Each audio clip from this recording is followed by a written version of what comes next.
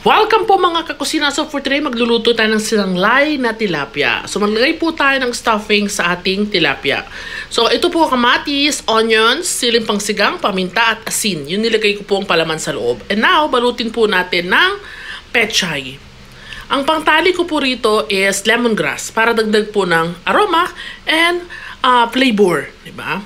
So itali lang po natin, tatapusin ko po lahat, and then sasalansanin po natin sa ating kaldero.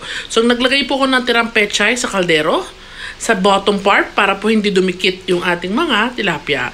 At ayan, nilayan ko na po yung tilapia. Maglagay po tayo ng onions, ginger, bawang, siling labuyo, optional, and then maglagay po tayo ng siling pangsigang. Maglalagay rin po tayo ng magic sarap. Kung ayaw nyo po yan, maglagay po kayo ng asin or patis. And then, naglagay po ako ng paminta, kokomama na gata,